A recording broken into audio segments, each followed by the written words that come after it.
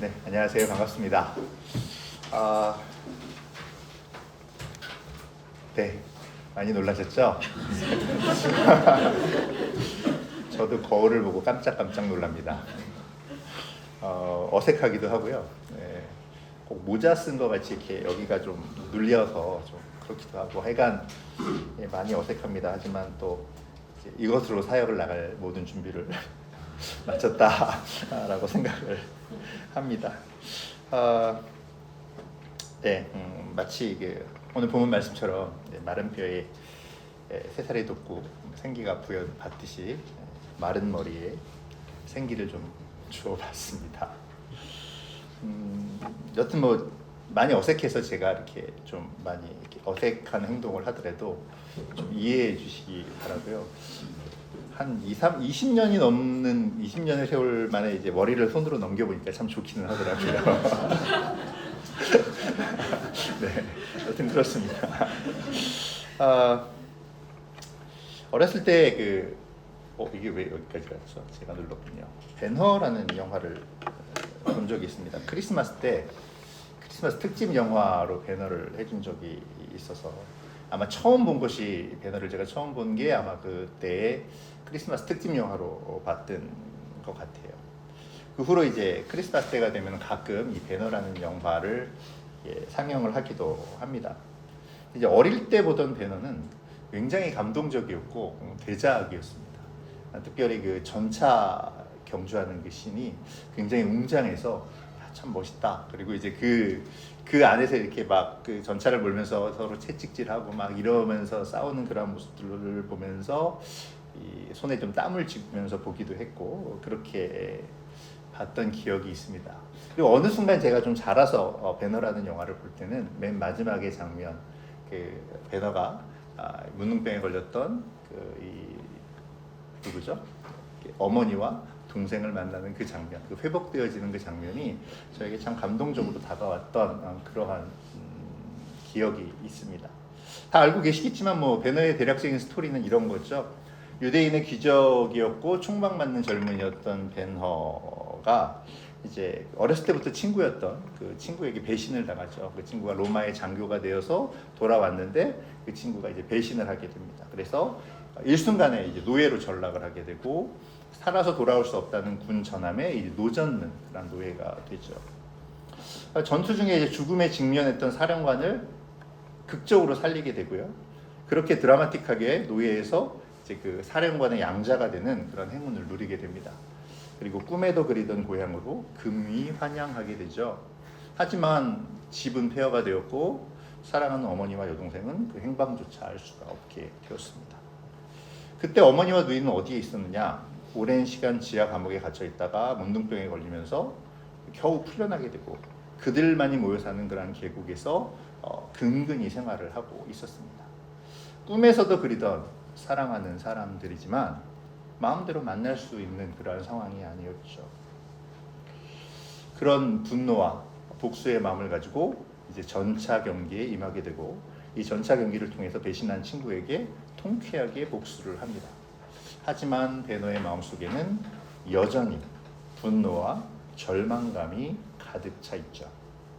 그렇게 절망감에 몸부림치던 배너는 어느 순간에 예수님을 만나게 되죠.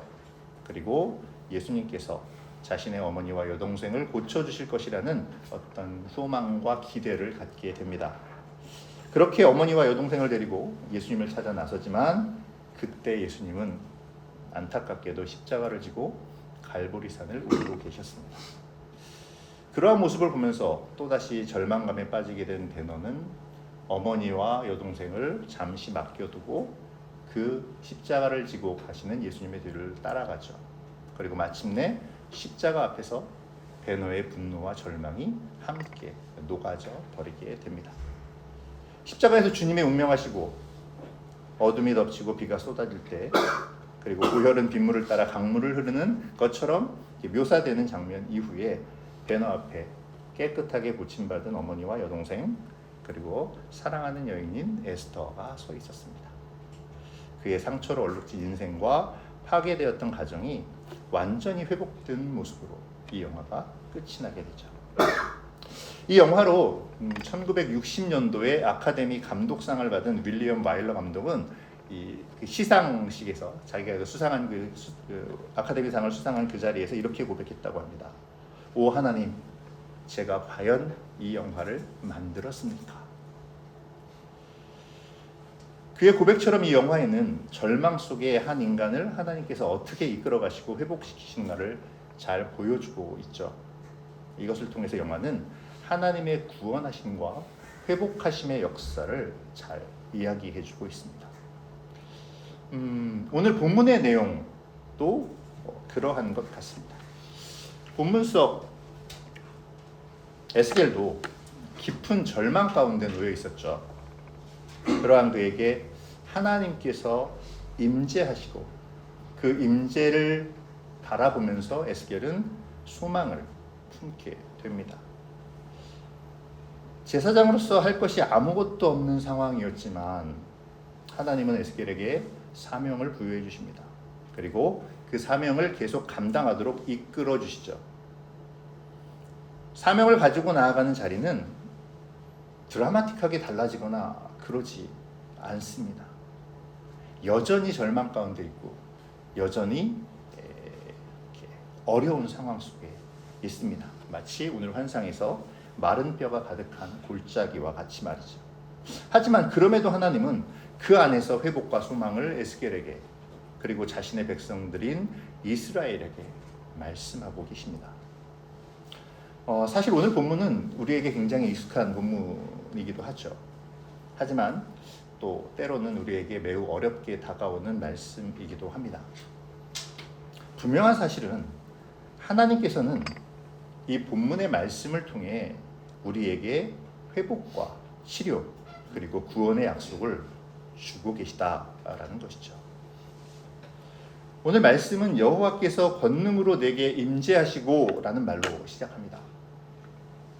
이는 오늘 본문 속의 에스겔의 환상이 죽음에서 생명으로 살아나는 놀라운 권능의 이야기를 다루고 있기 때문이죠. 에스겔이 본 환상 속 골짜기에는 뼈들로 가득하고 또 힘이 많았습니다.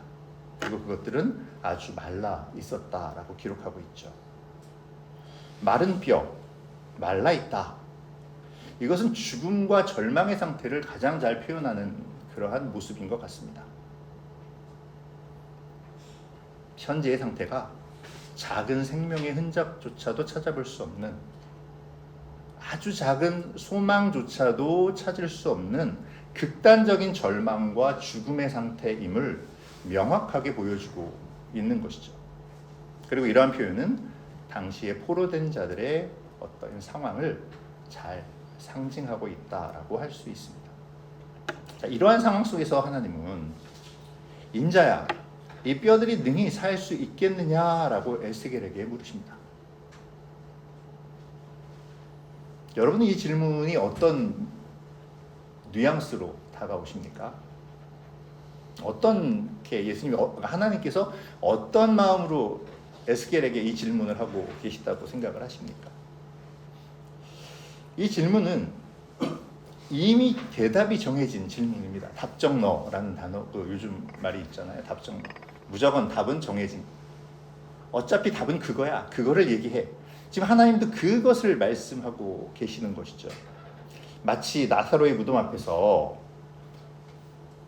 내가 이것을 믿느냐라고 물으셨던 예수님의 질문과 마찬가지로 말이죠.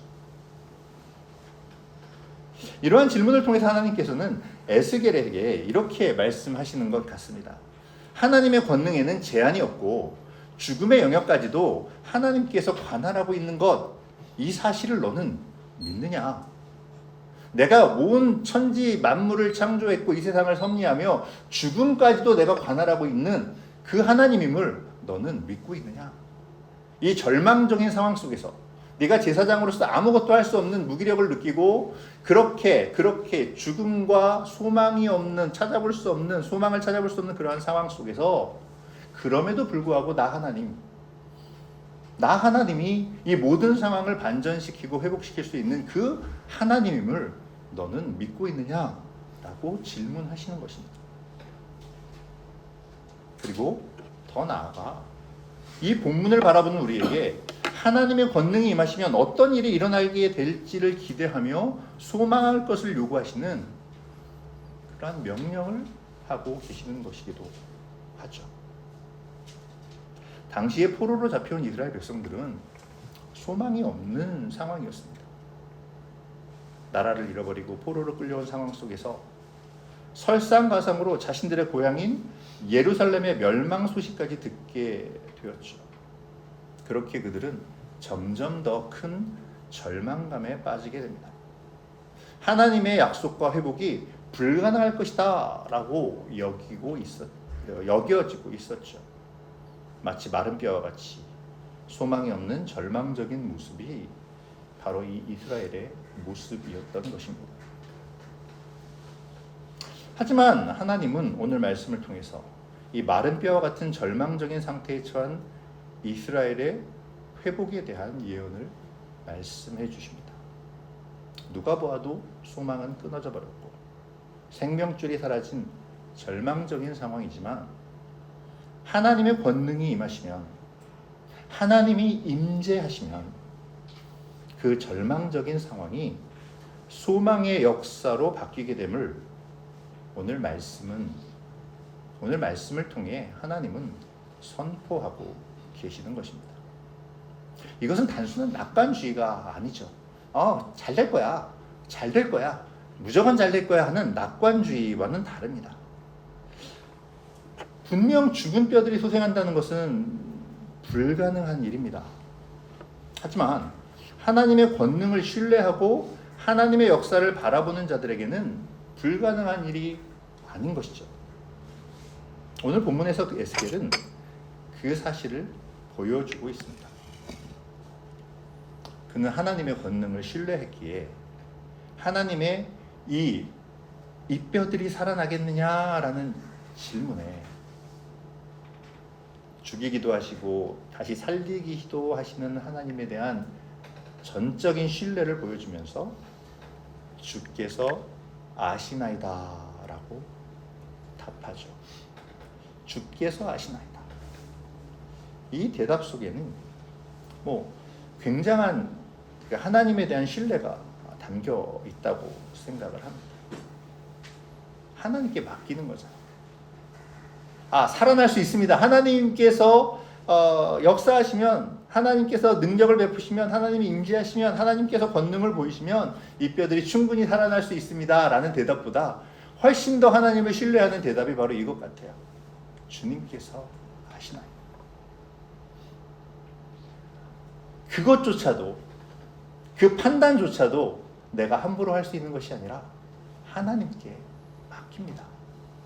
하나님의 주권 아래 있음을 고백합니다. 하나님께서 아시나이다.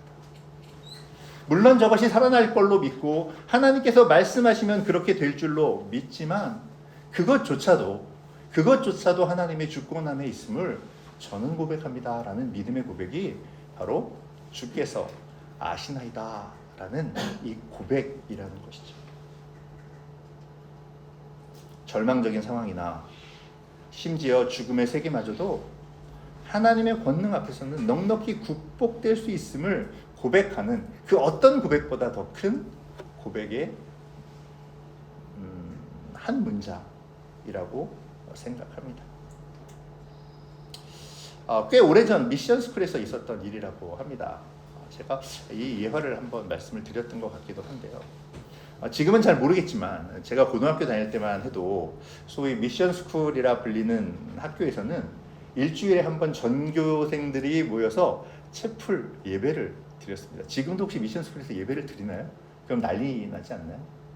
그리고 일주일에 한 번 이렇게 그 교목 선생님이 이 교과를 들어오셨어요. 그래서 수업이 종교 수업 시간이 있었습니다. 그래서 그게 어떤 이름인지는 기억이 안 나요. 근데 그게 하여간 오셔서 성경 말씀을 가르쳐 주기도 하시고, 그리고 때로는 기독교 세계관에 대해서 이렇게 가르쳐 주기도 하셨습니다. 어쨌든 그렇게 교목 선생님이 교과를 맡아서 성경에는 이제 그런 것들을 가르치기 위해서 한 반에 이제 수업을 하러 들어가셨던 때 이야기이죠. 그때 이제 들어가서 칠판을 딱 봤는데 칠판에 어떤 친구가 이렇게 적어 놓은 것을 본 겁니다. God is nowhere. 하나님은 없다. 하나님은 어디에도 없다. 아마 교회를 다니지 않는 어떤 그 친구가 치기 어리게 이 목사님 들어오시기 전에 거기다 목사님 반응을 보려고 그렇게 써놨던 것 같아요. God is nowhere. 하나님은 어디에도 없다. 근데 이걸 들어갖고 이거를 딱 교목 선생님이 보시다가 빙긋 웃으시더니 한 군데를 이렇게 띄어쓰기를 하셨습니다. 그러자 말인 그 밑에 있는 단어가 됐죠. God is now here. 하나님은 바로 지금 여기에 계신다. 띄어쓰기 하나가 하나님이 없다라고 생각하게 할 수도 있고요. 띄어쓰기 하나가 하나님이 바로 지금 여기 나와 함께 계신다라고 믿게 할 수도 있습니다. 사랑하는 여러분, 여러분은 지금 하나님이 어디에 계신다고 생각을 하십니까? 혹시 우리는 우리의 절망적인 상황을 바라보면서 아니면 지금 돌아가는 이 세태, 정치 상황도 좋고요, 경제 상황도 좋고요, 세계에 돌아가는 상황을 바라보면서 혹시 하나님은 어디에 계실까? 내가 믿는 하나님은 지금 역사하고 계실까? 내가 믿는 하나님은 지금 나와 우리와 교회와 함께 하고 계실까? 라고 고민하고 계시지 않습니까? 그러면서 마치 그 한 친구가 칠판에 쓴 것처럼 하나님은 하늘에 계시지 지금 나와 동행하시지는 않는 것 같아. 하나님은 저 멀리 계시고 성경 속에 계시고 교회 예배당에 계시지 이 세계를 주관하시는 것 같지는 않아. 지금 나의 어려움과 나의 괴로움과 나의 당면 과제 속에서 나와 함께 하시고 계시는 것 같지는 않아 라고 생각하고 있지는 않습니까? 그렇게 절망 속으로 자신을 계속 몰아가고 함몰시켜가고 있지는 않습니까? 분명 이스라엘과 에스겔은 절망적인 상황 속에 처해 있습니다. 어떻게 보면 하나님이 계시지 않는 것처럼 느껴질 수도 있습니다. 하나님이 나와 함께 하신다면 어떻게 이런 일들이 우리에게 닥쳐올 수 있을까? 하나님이 신실하시다면 적어도 이런 고난의 상황이 나에게는 오지 않아야 하는 것 아닌가? 우리가 하나님의 백성이라고 말씀하시는데 그렇게 약속해 주셨는데 그렇다면 이 어려운 시대적인 상황이 이 어려운 어떤 절망적인 그러한 이 불후의 상황이 우리에게 오면 안 되는 거 아니었는가 하는 생각과 원망 속에 있었을지도 모르겠습니다. 그러나 적어도 에스겔만큼은 자기의 생각을 모두 내려놓습니다. 그리고 지금 자기의 자리에 권능으로 임재하시고 함께 하시는 하나님 앞으로 나아가고 있죠. 자신의 모든 것을 내려놓고 하나님께 맡기고 있습니다. 주께서 아시나이다. 하나님보다 앞서지 않고요. 하나님보다 먼저 판단하지 않고 하나님보다 먼저 자기의 생각을 앞세우지 않고 하나님이 기뻐하시는 사람으로 서기만을 바라면서 하나님 앞으로 나아가고 있습니다. 에스겔은 모든 것의 마침이 하나님께 있다고 확신하고 있습니다. 끝날 때까지 끝난 게 아니다. 어쩌면 에스겔이 먼저 이야기했는지도 모르겠습니다. 아무리 사람들이 마침표를 찍었다 하더라도 하나님이 살리시면, 하나님이 세우시면 세워진다라는 것을 에스겔은 믿고 있는 것이죠. 하나님이 끝내시기 전까지, 하나님이 끝났다라고 선언하기 전까지 아직 우리의 삶은 끝나지 않았습니다. 아직 이스라엘의 명운은 끝나지 않았음을 에스겔은 확신하고 있습니다. 그러한 에스겔에게 하나님의 명령이 주어지죠. 하나님은 그런 에스겔에게 수행해야 할 사명을 주십니다. 마른 뼈와도 같은 이스라엘, 생명을 노래할 수 없는 절망의 골짜기와도 같은 이스라엘, 그들에게 달려가 하나님의 말씀을 전할 것을 명령하시죠. 영적으로 죽은 세상에 새로운 공동체를 조성하는 것은 하나님의 말씀과 생기입니다. 절망의 골짜기에 영적인 새 역사를 일으키는 것은 하나님의 말씀이죠. 하나님께서는 말씀과 생기를 선포하라라는, 말씀을 대언하고 하나님의 생기를 선포하라는 이 명령을 통해서 이스라엘 공동체에게 그리고 우리들에게 말씀하십니다. 나의 말씀으로, 내가 부여하는 생기로 너희들이 살아날 수 있다. 오늘 이와 같은 역사가 우리에게도 나타나지기를 소원합니다. 너희 마른 뼈들아, 여호와의 말씀을 들을지어다라는 이 주님의 선포가 우리의 메마른 심령 위에 선포되어서 우리의 영이 회복되어지는 그 생명의 역사가 일어나기를 소원합니다. 에스겔에게 주어진 사명은 하나님의 말씀을 대언하라라는 것이었습니다. 생명의 흔적조차 없는 마른 뼈에게 이러한 말씀을 전하라는 것, 쉬운 일은 아니었겠죠. 생각해 보십시오. 여러분 기도하고 있는데 하나님의 음성이 들려요. 저 망우리 공동묘지에 가서 너는 마른 뼈들아 살아나라 라고 외치라. 여러분 그러면 그 말씀을 어떻게 받아들이시겠습니까? 내가 기도하다가 잠깐 잠이 들었나 보다. 그래서 내가 헛소리를 들었나 보다. 이렇게 생각하지 않으실까요? 공동묘지에 가서 마른 뼈들아 살아나라라고 외친다면 아마 사람들이 우리를 보고 굉장히 잘 돌봐줘야 될 사람으로 생각할 것 같습니다.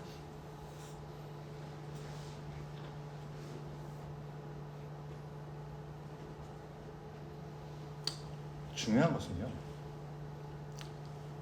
이 말씀이 들렸을 때에 에스겔이 순종했다라는 것이죠. 자, 어쨌든 하나님께서는 에스겔에게 한 가지 사명을 더 맡기십니다. 그것은 바로 생기를 불어넣어 주실 것을 선포하라는 말씀이죠. 생기는 히브리어로 루아흐라는 단어입니다.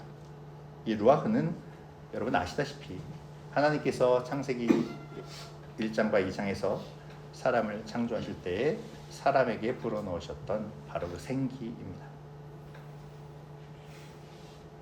이렇게 생명의 근원이 누구신가를 잘 보여주는 단어인 생기를 하나님이 불어넣어 주실 것을 오늘 본문은 선포해 주고 있는 것이죠. 뿐만 아니라 이 루아흐는요, 또한 성령님으로도 번역이 되는데요. 하나님의 말씀이 들어가고 하나님의 영이 역사하는 곳에 다시 살아나는 역사가 일어남을 보여주는 것이기도 합니다. 하나님께서 에스겔에게 요구하시는 사명, 하나님의 말씀을 대언하고 선포하는 것은 결국 하나님에 대한 신뢰와 믿음이 없이는 불가능한 것이죠. 아까 말씀드린 공동묘지에서 너는 마른 뼈들에게 외쳐라라는 그 말씀을 받는 것과 마찬가지라는 겁니다. 그러한 사명을 받았을 때 에스겔이 하나님을 신뢰하는 마음, 하나님의 신뢰와 믿음이 없다면 그 일을 행하기는 굉장히 어렵고 불편한 일이었을 것입니다. 하나님의 명령을 받고 그리고 그것을 따르는, 그것에 순종하는 것에는 하나님의 능력과 하나님의 함께하심, 하나님의 임재를 신뢰하는 자만이 가능한 것입니다. 사랑하는 여러분, 우리는 하나님을 얼마나 신뢰하고 있습니까? 하나님을 얼마나 믿고 있습니까? 우리가 입술로 하나님을 믿습니다 라고 하면서 정작 우리의 편의에 따라 하나님을 믿고자 한다면 하나님이 요구하시는 무언가 하기 싫은, 내가 뭔가 좀 꺼려지는 어떤 그러한 것들을 하나님 잠시만요, 하나님 이거는 좀 불가능한 것 같은데요 라고 한다면, 그러한 거짓된 신뢰와 거짓된 믿음으로 우리가 하나님 앞에 나아간다면 우리는 하나님의 임재를 경험할 수 없을 것입니다. 그리고 하나님께서는 우리에게 어떠한 사명도 부여해 주지 않으실 것입니다. 에스겔은 자기에게 생명을 살릴 능력이 전혀 없다는 것을 알았습니다. 그러나 하나님의 권능이 임하시면 그곳에서 생명의 역사가 다시 일어나게 될 것을 확실하게 믿었습니다. 이 믿음이 소망을 발견하게 하고요. 이 믿음이 우리로 환경을 이길 수 있게 합니다. 사랑하는 성도 여러분, 오늘 이 말씀이 여전히 우리에게 적용됨을 믿으십니까? 우리에게는 생명을 살릴 능력이 전혀 없지만 하나님이 임재하시면, 하나님의 권능이 우리에게 임하시면 그곳에서 생명의 역사가 다시 일어나게 될 것을 믿으십니까? 하나님의 말씀이 들어가고 성령의 임재가 임하시면 우리의 심령과 우리의 가정과 우리의 사회는 변화됩니다. 오늘 이 시간 우리가 하나님의 임재를 바라고 우리 안에 하나님의 말씀이 살아 역사하기를, 그렇게 우리 안에 생명의 역사가 일어나기를 바라고 원하고 기도하는 우리였으면 좋겠습니다. 그리고 우리의 자녀들이, 우리의 가족들이 하나님의 말씀의 임재 속에서 생명의 역사가 이루어지기를 간절히 기도하는 우리였으면 좋겠습니다. 더 나아가서 우리가 속한 사회가 하나님의 능력을 힘입는 우리 그리스도인의 변화된 모습들로 말미암아 충만해지기를 기도할 수 있어야 합니다. 마른 뼈가 살아나는 그 놀라운 역사의 하나님은 에스겔을 사용하십니다. 그리고 에스겔은 하나님을 향한 깊은 신뢰와 믿음으로 그 사명을 감당하려 하고 있죠. 여기서 7절과 10절은 굉장히 중요한 부분을 우리에게 알려줍니다. 내가 그 명령을 따라 대언하였더니, 내가 그 명령대로 대언하였더니를 반복하여서 강조하고 있죠. 사랑하는 여러분, 하나님에 대한 신뢰와 믿음은 순종의 모습으로 나타남을 7절과 10절은 우리에게 알려주고 있습니다. 생명의 역사가 우리에게 나타나기 위해서 우리는 믿음과 신뢰를 가져야 하고 하나님의 말씀과 성령의 임재를 구해야 하지만, 무엇보다 하나님의 말씀과 성령의 임재 앞에 순종하는 모습을 우리가 보여야 함을 본문은 강조하고 있는 것이죠. 하나님의 역사에 있어서 우리가 보여주어야 할 필수적인 요소는 순종입니다. 그 명령대로 따르는 순종이 있을 때에 하나님의 권능은 비로소 우리의 삶을 통해서 나타나고, 하나님의 생명의 역사는 비로소 우리의 선포를 통해 나타나게 될 것입니다. 마른 뼈가 큰 군대가 되는 기적이 우리의 눈으로 바라보게 되어질 것임을 우리는 기억해야 합니다. 하나님의 가슴을 가진 사람이 있는 곳에서는 언제나 하나님의 역사가 시작됩니다. 순종하는 사람을 통해서 하나님은 하나님의 역사를 이루어 가시죠. 오늘 본문을 크게 두 부분으로 나눌 수가 있는데요. 1절에서 10절은 에스겔의 환상, 그리고 11절부터 14절은 그 환상에 대한 하나님의 해석입니다. 특별히 12절부터 14절의 말씀은 당시의 이스라엘의 절망적인 상황과 그에 대한 회복의 선포가 이루어지는데, 이는 앞부분에 마른 뼈가 수생하여 큰 군대가 되는 환상이 곧 현실에서 역사로 이루어질 것을 예언하는 예언이기도 합니다. 계속 말씀드리지만 지금 이스라엘의 상황은 절망적입니다. 하지만 하나님 앞에서 그 상황은 절대로 절망적인 것이 아니죠. 희망과 소망의 환경에 불과합니다. 하나님은 그 절망을 기쁨과 소망으로 바꾸어 주실 것입니다. 하나님의 긍휼과 자비는 그렇게 이스라엘을 회복시켜 주실 것입니다. 그리고 여기에 순종하는 한 사람이 필요하죠. 예수님께서 하나님 앞에 순종하심으로 우리의 대속을 이루어 주셨듯이 하나님께서는 순종하는 한 사람을 통해 그 회복의 메시지를 선포하고 또 하나님의 백성에게 소망을 전할 것을 명령하십니다. 상황을 보지 않고 하나님의 역사를 볼 수 있는 사람, 사람의 술수를 의지하지 않고 하나님의 말씀에 온전히 사로잡힌 사람, 하나님은 이러한 사람으로 바로 우리들을 부르셨습니다.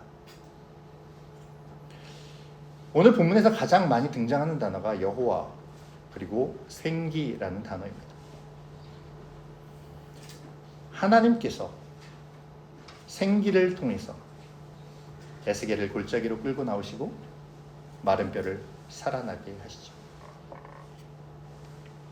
그리고 그 생기를 초대하는 것은 사명자에게 주어진 사명이기도 합니다. 이렇게 본다면 오늘 우리의 삶의 현장에 하나님의 영이 운행하시게 하는 것은 바로 우리들의 사명이라고 할 수 있습니다. 우리의 삶 속에서 어떻게 하나님의 영이 운행하시도록 하시겠습니까? 내가 속한 공동체에 어떻게 하나님의 영이 임재하시고 하나님의 생명의 역사가 살아 역동하게 하시겠습니까? 오늘 에스겔의 말씀을 통해서 마른 뼈가 살아나게 하시는 이 말씀을 통해서 이 순종의 한 사람을 찾으시는 하나님의 찾으심에 대해서 나의 삶으로 어떻게 응답할지를 깊이 생각하고 묵상하는 여러분들이 되셨으면 좋겠습니다.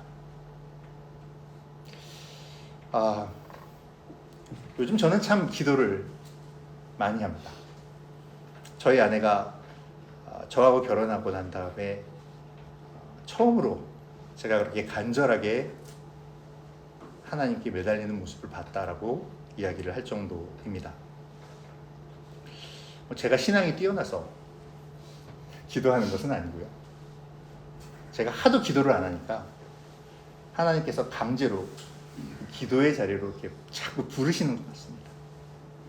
여러분들 아시다시피 제가 올해 여러 가지 이벤트를 지금 겪고 있는 중이잖아요. 지난 2월에 심근경색으로 심장 시술을 2번 받았고요.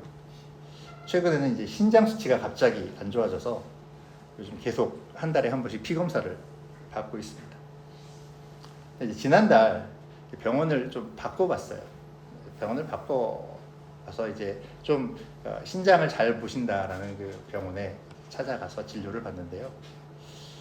피 검사 전에 병원에서 피 검사한 제 수치를 가져다 드렸더니 그걸 딱 보자마자 그 선생님이 자기도 모르게 이렇게 이야기를 하더라고요. 이거 좋아지겠는데? 그렇게 표현을 하셨어요. 그러다가 갑자기 저를 딱 보시더니 아니야 몰라요. 좋아지는 이거 몰라요. 이거는 두고 봐야 알아요. 이렇게 말을 바꾸시기는 했지만 어쨌든 자기도 모르게 그렇게 얘기를 하시더라고요. 그리고 이제 피검사 결과가 나왔는데 전에 거하고 대동소이하게 나왔습니다. 나빠지지도 않고 좋아지지도 않은 피검사가 나왔어요. 근데 그걸 딱 보고 제 전반적인 수치를 보면서 또 이렇게 이야기를 하시더라고요. 장담할 수는 없지만 현재 신장 상태를 봤을 때 여기서 더 나빠질 신장으로는 보여지지 않습니다. 그래서 그 말이 참 저에게는 소망이 됐고 위로가 됐습니다. 사실 저는 되게 걱정했거든요. 그리고 기도하는 제목 중에 하나가 그거였습니다. 하나님, 제가 사역을 이제 다시 시작을 하고 하나님 사역의 자리로 부르셨는데 혹시 이 신장 상태로 말미암아 사역을 감당하지 못하면 어떻게 되겠습니까?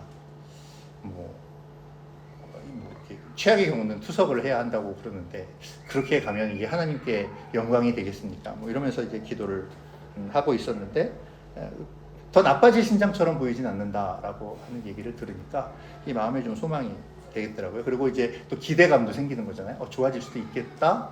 그래서 이제 제가 이 신장 수치가 갑자기 안 좋아지는 원인은 제가 이제 심근경색으로 말미암아서 이게 왔기 때문에 심근경색이 또 오지 말라고 혈압약을 굉장히 세게 지어주셨어요. 심장내과에서. 그거를 이제 열심히 먹었는데 제가 살을 열심히 뺐잖아요. 그러니까 한 35kg 정도 이상을 제가 살을 뺐는데 35kg 전에의 그 몸무게의 혈압약 용량과 지금 제 몸무게의 혈압약 용량은 달라져야 되는데 그게 고려가 안 됐었던 거죠. 그러다 보니까 저혈압이 오게 되고 저혈압이 오니까 이 심장에서 혈류를 심장으로 보내지 못하고 그러니까 심장이 이 혈류를 받아서 그거를 여과하는 과정 속에서 산소도 공급받고 공급을 받아야 되는데 그러한 공급이 이제 받아지지 않다 보니까 심장의 수치가 급속도로 나빠진 것 같다라는 소견이 나왔습니다. 그래서 혈압약을 중단하셔라. 혈압이 높아지지 않고 지금 혈압약을 먹지 않아도 혈압이 이제 정상 범위 내에서 조절이 되고 있으니 굳이 혈압약을 드시지 마시고 혈압약을 한번 중단한 상태에서 한 달에서 한 달 반 정도, 2달 정도 좀 시간을 경과하고 그리고 다시 한번 검사를 해봅시다. 좋아질 수도 있을 것 같습니다. 라는 이야기를 들었거든요. 자, 그날이 이제 내일입니다. 내일 가서 이제 피검사를 제가 해야 돼요. 피검사를 하면서 제 마음속에 이제 기대감은 좋아졌습니다. 내지는 좋아지고 있습니다. 좋아질 거예요. 라는 말을 듣는 것이 이제 제 기대이죠. 그리고 또 하나는 최악의 경우라고 하더라도 나빠지지 않네요. 나빠질 것 같지 않습니다. 라는 말을 듣는 것. 그게 이제 제가 바라는 것이기도 합니다. 여튼 그런 것들을 바라면서 요즘 열심히 기도하고 있습니다. 기도하면서 하나님께서 하도 기도를 안 하니까 야 임마 너 어떻게 사역하려고 그러냐. 좀 나한테 와라. 나한테 와서 좀 기도 좀 해. 기도 좀 하면서 영적인 부분에 있어서 훈련도 좀 받고 좀 성장하기를 바란다. 이런 부르심이 아닌가라는 생각을 가지고 열심히 한 달 동안 또 기도를 했는데요. 이제 검사 날이 도래하다 보니까 불안한 마음이 스물스물 올라오는 거죠. 내일 검사를 해야 되는데 검사를 하고 났는데 더 나빠졌다 그러면 어떡하지? 좋아지지 않으면 어떡하지? 이게 불안이 막 올라오면서 마음의 평안이 자꾸 깨지는 거예요. 하나님께 기도의 자리에 나가도 전에는 이게 한 일주일 열흘 전만 해도 기도를 하면서 저희 식구들, 교회, 우리 전도사님 위해서도 막 그냥 중보기도도 하고 막 정말 은혜 충만하게 기도를 하고 그랬었는데 어느 순간부터 하나님 저 안 좋아지면 어떡해요? 이 기도만 하게 되고요.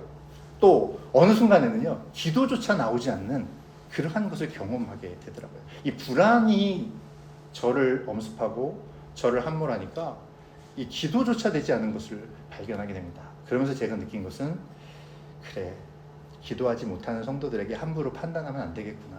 그의 심령이 어떤지도 모르면서 내가 함부로 이야기할 수는 없겠구나. 다만 그를 위해 기도할 뿐. 그러한 것들을 요즘 또 느끼면서 지나가는 그러한 요즘 시기이기도 합니다.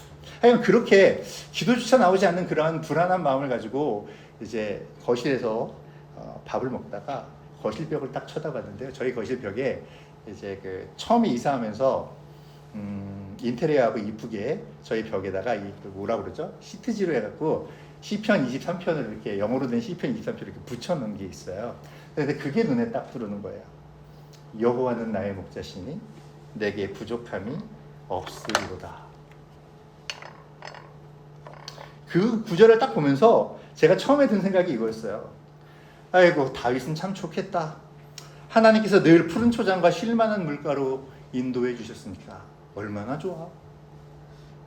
하나님 다윗은 그렇게 사랑하시면서 왜 저는 이런 원망의 생각을 갖게 됐어요. 그러다가 이제 성경 앱을 딱 펴서 시편 23편을 딱 보는데 그렇게 보다가 그 전편을 보게 됐습니다. 시편 22편. 근데 시편 22편 1편에 딱 이렇게 적혀 있는 거예요. 내 하나님이여 내 하나님이여 어찌하여 나를 버리셨나이까. 2절은 또 이렇게 기록되어 있습니다. 내 하나님이여 내가 낮에도 부르짖고 밤에도 잠잠하지 아니하오나 응답하지 아니하시나이다. 근데 이 시편 22편도요 다윗이 지은 시편이에요.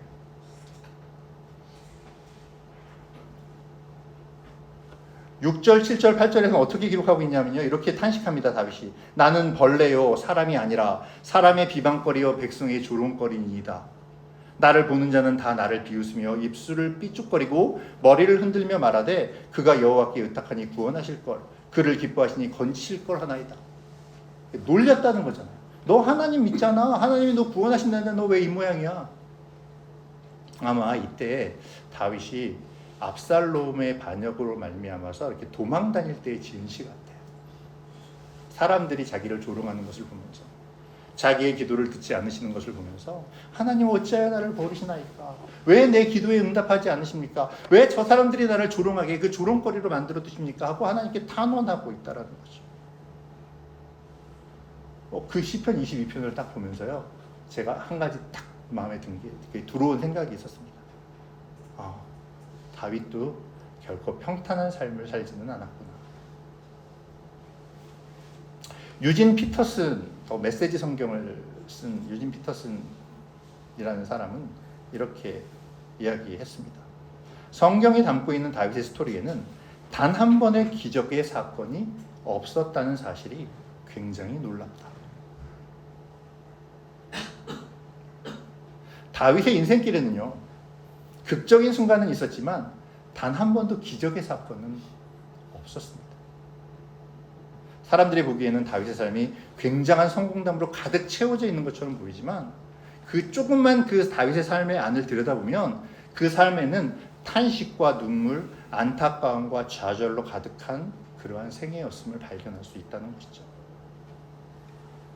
하지만 그럼에도 불구하고 다윗이 여호와는 나의 목자시니 내게 부족함이 없으리이다 라고 고백할 수 있었던 이유는 그의 삶의 중심에 언제나 하나님이 계셨고 그가 당하는 수많은 답답한 사건 속에서 언제나 섬세하신 하나님이 우뚝 서 계셨음을 성경이 증거하고 있기 때문이라고 생각합니다. 때로는 침묵하시면서 오랜 시간 한마디 말 없이 숨어 계신 듯 보이지만 다윗은 거기에 우뚝 서 계시는 하나님을 삶 속에서 경험하고 만나고 있었던 것이죠. 다윗이 사망의 음침한 골짜기를 지나갈 때에 모두가 조롱하고 모두가 죽이려 하고 내게 해를 입히려고 달려드는 원수들이지만 그곳에 목자 되시는 하나님이 우뚝 서 계셨음을 그의 삶을 통해서 발견하게 된 것입니다. 그래서 다윗은 자신 있게 노래할 수 있는 것이죠. 여호와는 나의 목자시니 내게 부족함이 없으리로다. 그 사실을 깨닫고 비로소 마음에 좀 평안이 찾아왔습니다. 중요한 것은 환경이 아니라 나의 믿음에 있다라는 것을 새삼 느끼게 되었거든요.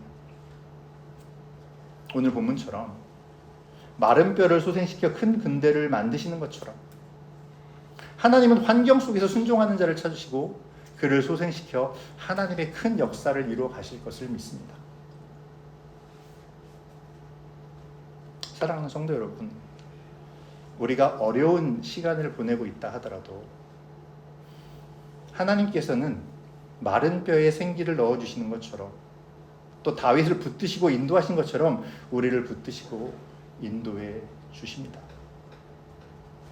중요한 것은요, 내가 하나님의 편에 서 있는가 하는 것이죠.